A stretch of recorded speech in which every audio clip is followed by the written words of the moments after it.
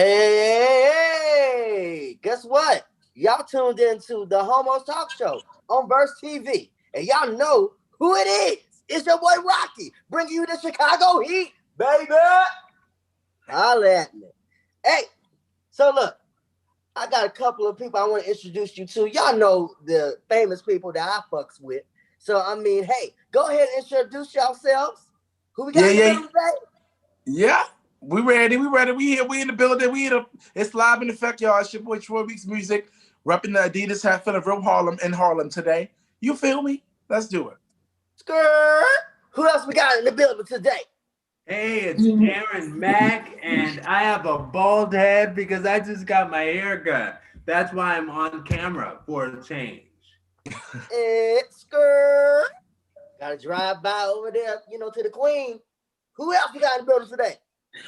You already know who it be. It's your girl, Yuri G. All right. Now, Troy, take it away, baby.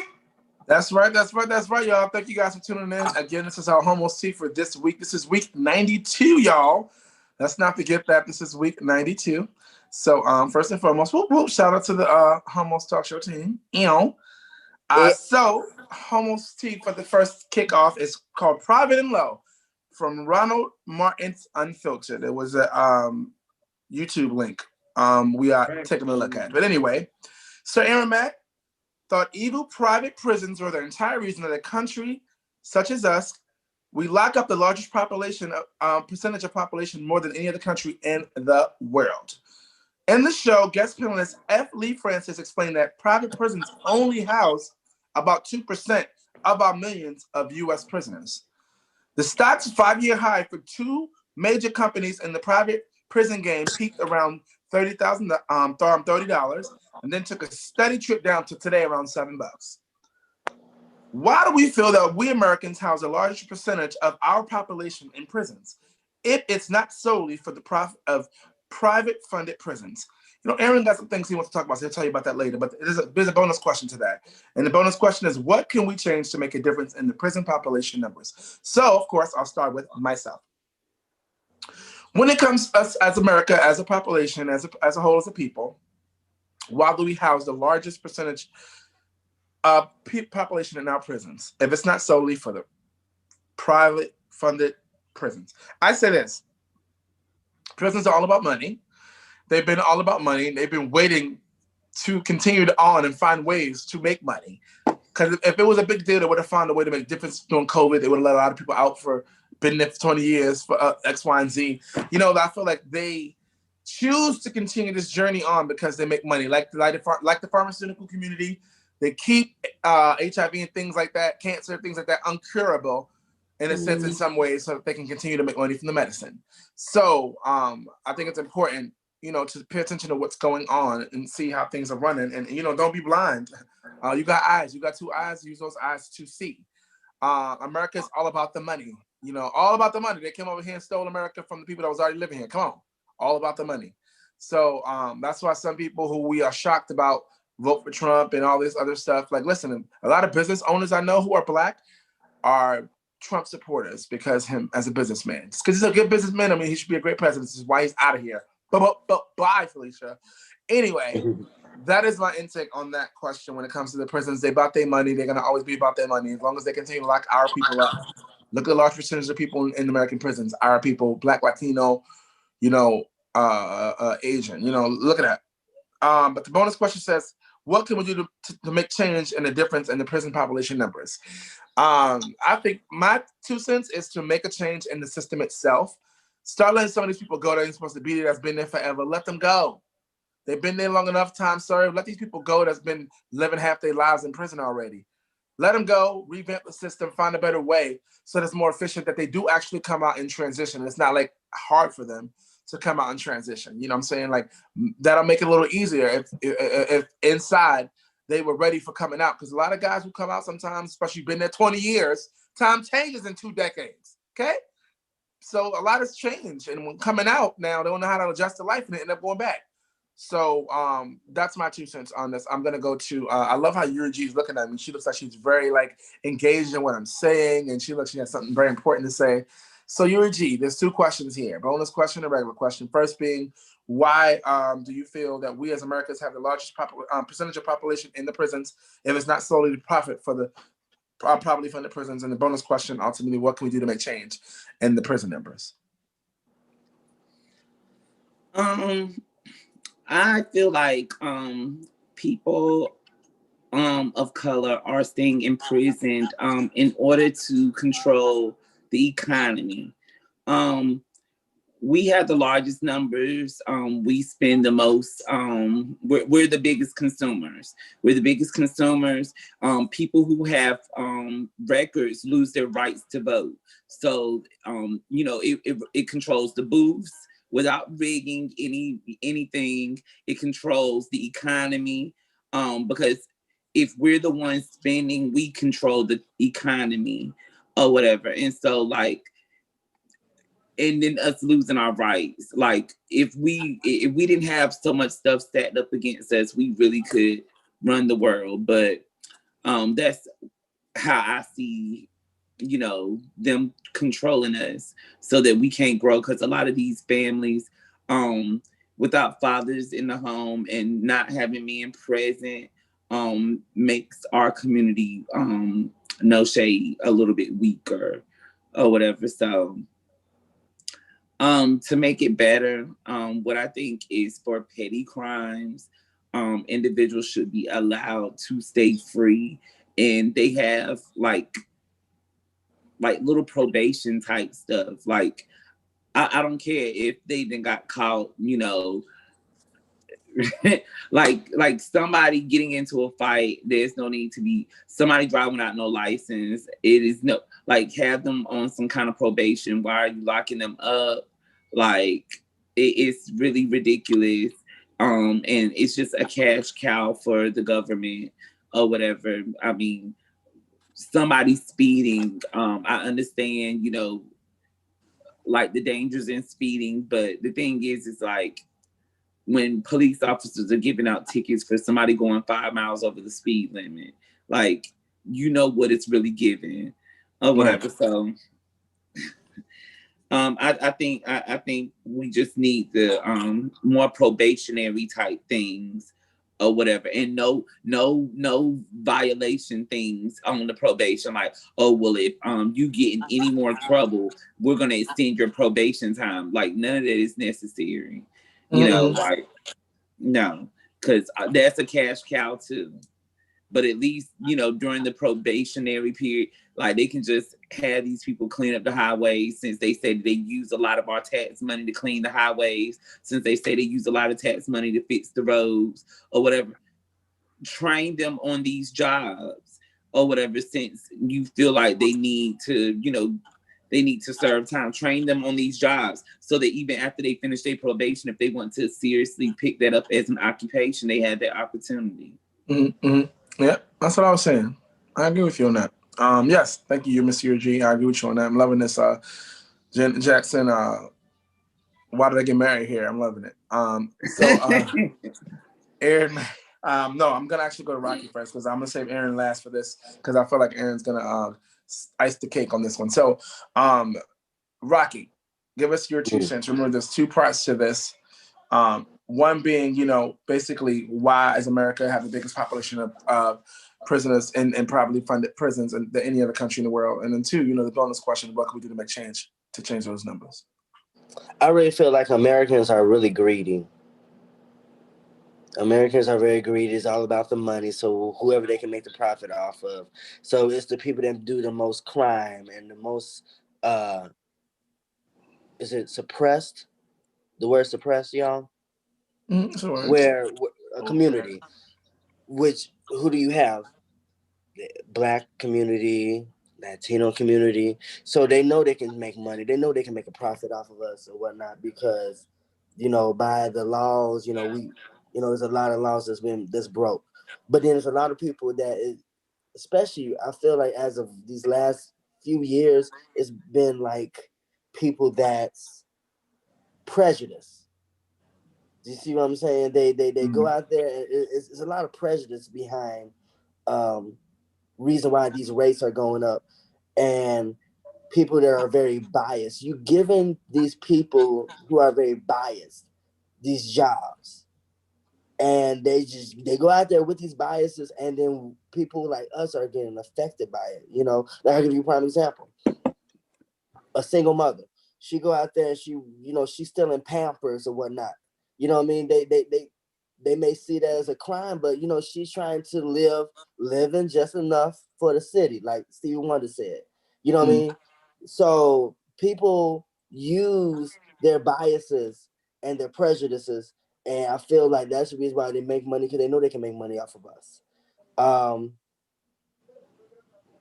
So what's the second question? Throw it at me. How can we make the numbers better when it comes to the population, and the population of numbers of people in prison? What can we do to make change to make the numbers better? Give these jobs to the right people.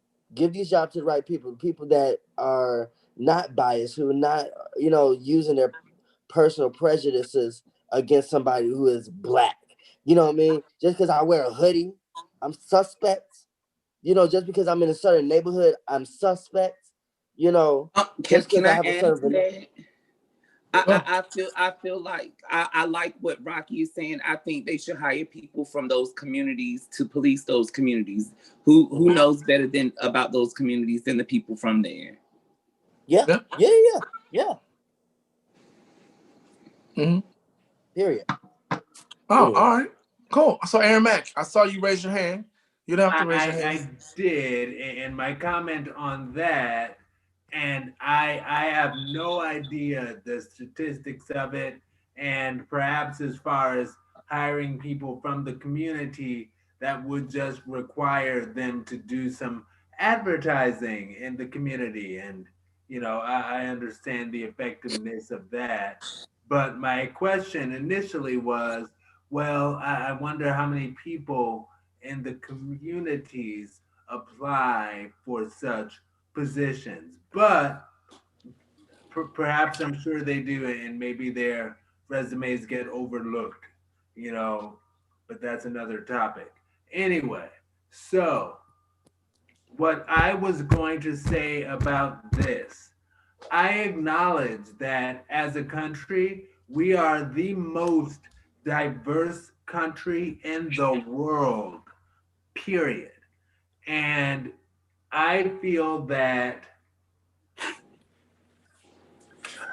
we're a work in process, a work in progress. Ideally, our work is indeed in process, 2 steps forward, 2 steps back, 3 steps forward, 2 steps back, Anyway, so we're a work in process, in progress. And I feel that people need to learn how to, it always all comes down to love and not fear somebody else's differences. And I get it, that's easier said than done, but that is a part of it. We need to learn that. And I will also acknowledge the fact that, yeah, the private prison situation is, I did initially think that, oh, the only reason that we lock up so many people is to profit off of prisons because we do the private prison game. But again, only like 2% of our millions of prisoners are in private prisons. So that's not the thing. And the other prisons are not for profit, technically. I think it's more related to what a little piece of everybody said, and that it's trying to, okay. I'll leave it at, we need to learn how to love and accept each other, and we will be much more powerful as a country if we do so.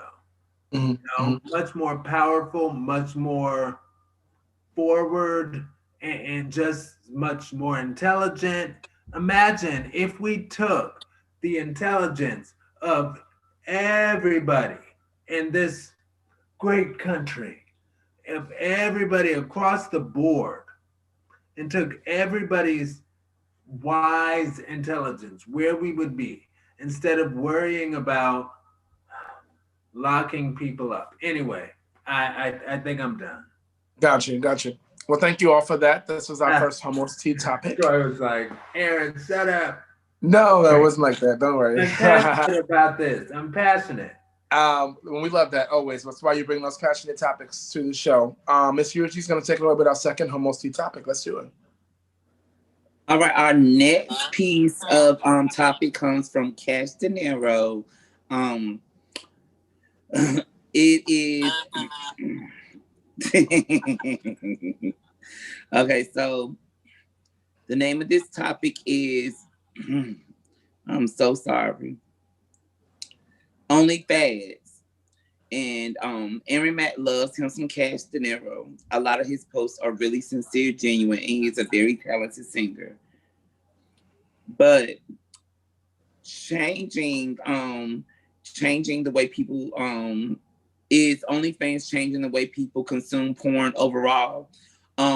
Basically, in Castanero's post, he spoke on people having OnlyFans and that they were just being socialites and networking, and they weren't real OnlyFans workers because they don't have fans. They're just, networking with different people to, for likes, but not actually making it a business, is what I gathered from what he was saying. So it's OnlyFans changing the way people consume porn overall, and how might it reinvent itself and stand the test of time? And should it? Or will it always have a market as a pay-for-play site, mostly known for porn as it is today? Okay, so I do agree with Cash Dinero on this. Everybody sees it as an opportunity to be seen. It makes them feel like they can be celebrities. Some people see it as a cash opportunity, but not everybody makes the type of cash that some of the other girls are making. Even though you might have the followers, some of them may not even be making that cash because you're allowed to have some of those followers for free. So you can allow some people have all these followers, but they're not paying a monthly subscription. It's just so they can have the numbers to say, ooh, I got this many followers. So yeah, some people are just doing it to network or to look like a socialite. And some people will treat it as a business. It is never going to go anywhere. Sex has been, the table of the economy for years, whether it's from street walking, red light districts, strippers. The sex industry has really kept America alive. No shade. Like your favorite rappers put their music in the strip clubs. The most gossip that you get are from the girls who strip or in the entertainment business that can get close enough to celebrities and basketball players or whatever, football players, to give you all that gossip for the gossip columns. So and that's just speaking on what's going on in our current times, but sex has always been in the forefront and always has made the news, so it's not going anywhere.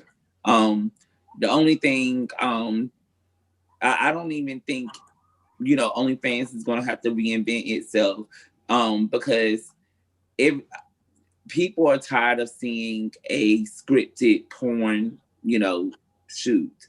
And so, like, seeing a bunch of amateur people give quality work, people that you can actually interact with without all of these restrictions, I think that's what makes it fun, because it's like somebody that you can adore, that you can actually reach out and touch. A lot of these porn stars, their contracts keep them from, dealing with the regular population in certain ways. So, yeah.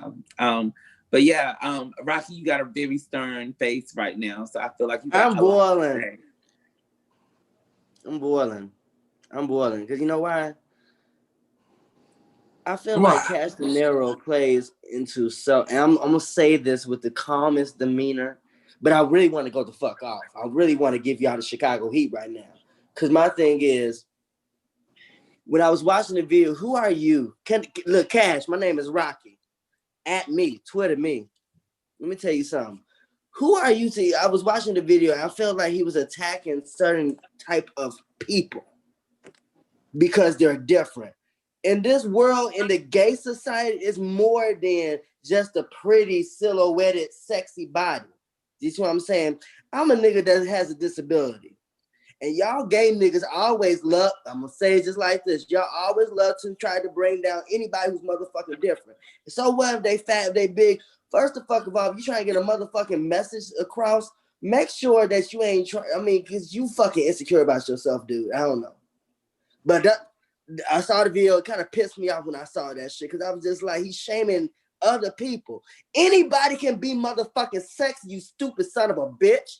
Get your fucking life together while you sitting there want to talk about other categories of motherfucking people, bitch.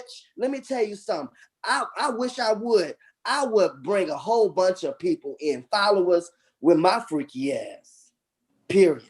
And I'm disabled, walking with braces and a wheelchair.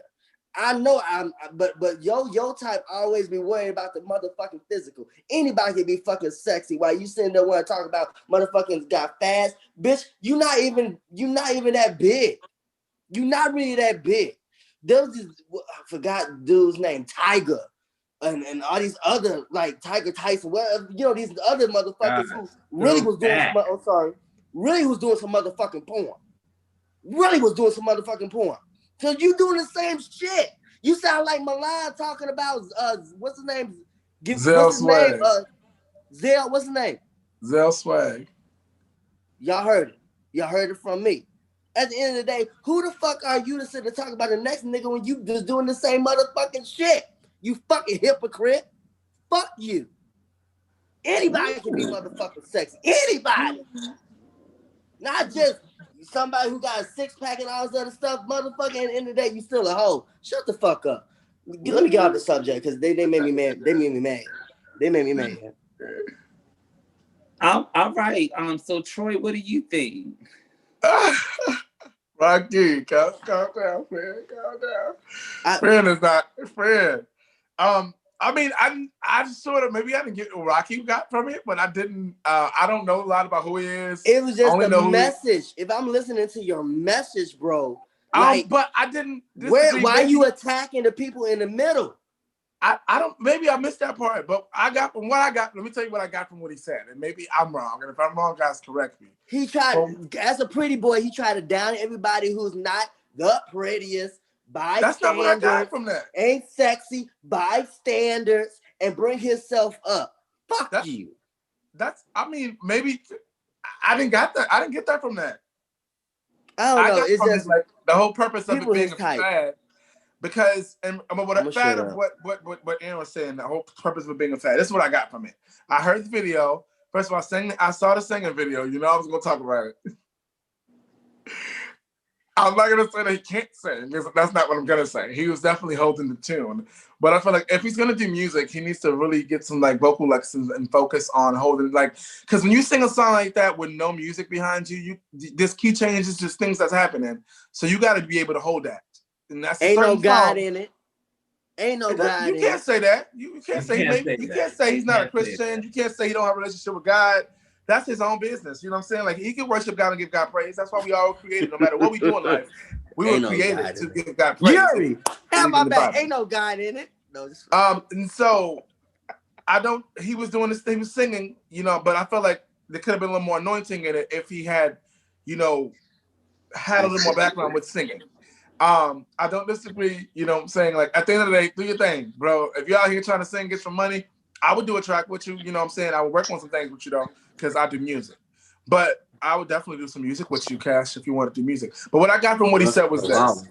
There's a lot of people out here who are doing OnlyFans who don't, one, like he said, don't have the fans to be doing OnlyFans. And two, just because you got a nice you don't face, you got an ugly dick, or because your face is ugly, but you got a pretty dick. It's more so like he kept that surface, but you know what he really fucking meant. But I'm just going by what he said. I can't assume what people say. I'm going by what he said out of his mouth. He didn't say to me like fat, big, small, tall. It was basically that's what he wanted to say. No, but he did actually say that exactly. He did. He said big, fat. He did. I didn't see that part. Maybe I didn't watch the last 15 seconds. Maybe I missed Yuri, that part. That nigga he ain't shit. Maybe I'll go back and watch the last 15, 20 seconds. I just got the gist of what he said and was like, okay, so maybe I missed that part. But what I'm saying is, from what I saw, in that sense, I guess I need to go back and watch, but I didn't see the part about skinny, fat, big, little. Nobody should belittle anybody. So if you out here belittling people, shame on you. You still a hoe making money, so how the fuck you got the nerve to talk about anybody else? Shame on you to belittle people, because no one should belittle anybody else. But when it came to the having fans and having OnlyFans, in regards to that particular thing, it's a thing to me that's going to pass over, that I feel like some people eventually, it will affect their future. If they don't think about it now, it will at some point. If you're not a business owner with your own business, only running your own shit, if OnlyFans don't work and you start getting back into the real workforce, you might have issues. Because if they can look you up and go online and see that kind of stuff, it can really mess up your future. So I don't think it's going to go anywhere fast. Or the only way I see it reinventing itself is some people are already, I have seen, and somebody mentioned it to me, maybe I should get an OnlyFans, but not because of sex, because I would never do that. But to promote like my music videos, certain products, make it like an exclusive OnlyFans for my fans only, instead of OnlyFans for fans only type thing. Like, well, that's what it was initially made for, but then people realized they had the ability to sell sex on there, so it was like a version of Facebook. And that goes back to the fact that we are not creative enough to think of selling anything other than sex, because it's always so easy to go to, I'm going to sell sex because that's going to get people talking. But in your message, how do you come for other people? And you did the same damn thing. I know an artist by the name of Stevius.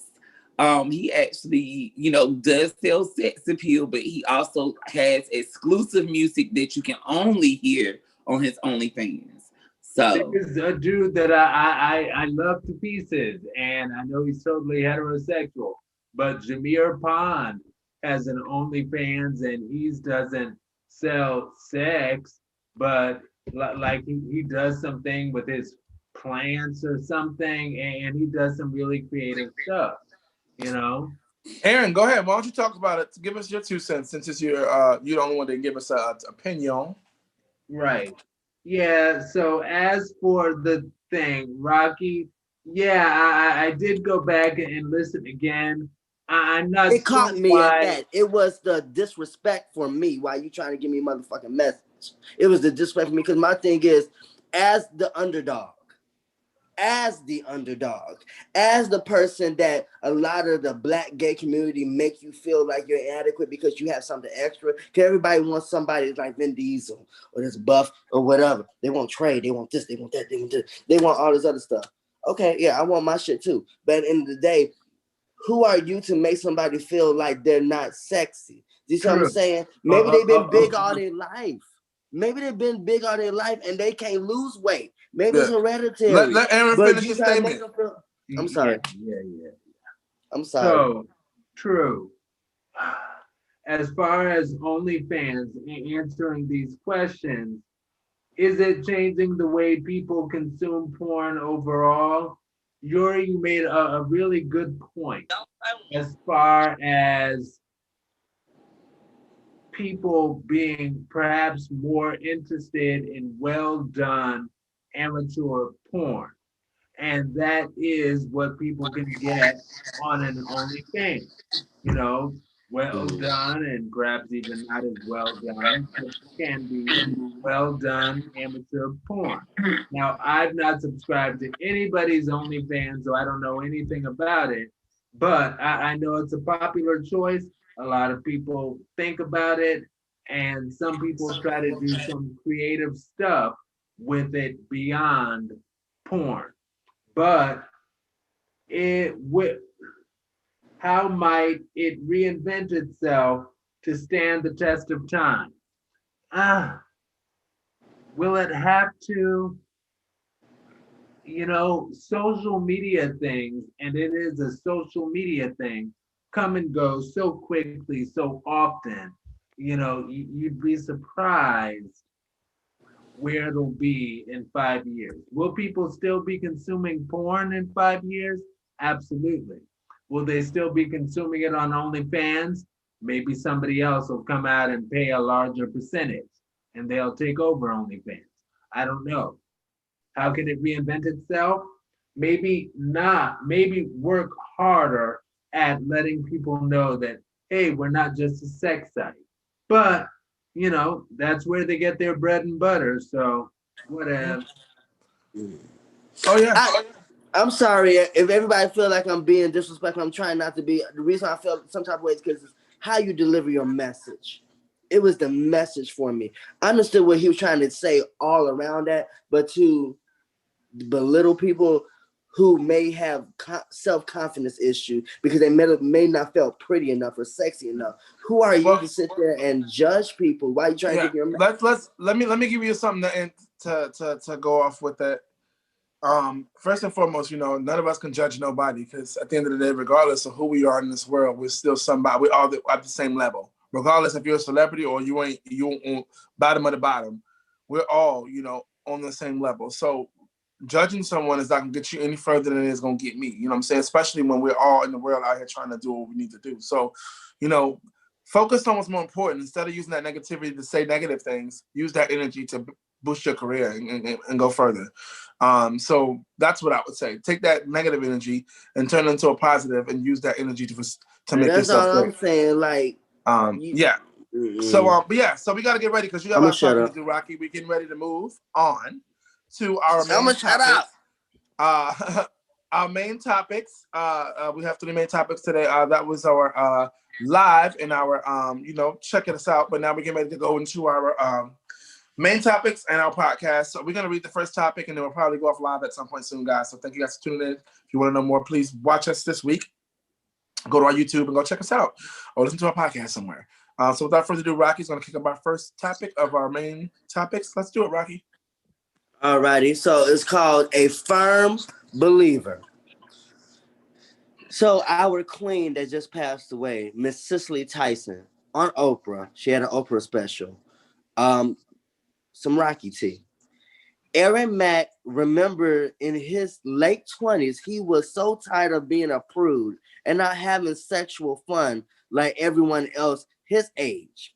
After a long debate, he decided that he would engage in the thought days of his past. That night, he had a dream in which he saw 2 dogs screwing in the street, fucking in the street. And next, they got ran over by a car. Ooh, that's so tragic.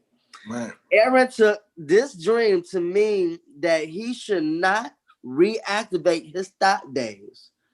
Good thinking. He rarely dreams in his sleep. So he takes his few dreams very seriously as a type of divine guidance, similar to that which Cicely Tyson stated in the video. Do you feel that you have ever received any specific divine guidance on a matter in life? Did the guidance manifest in a dream? Something else? Or it says, please share. Okay.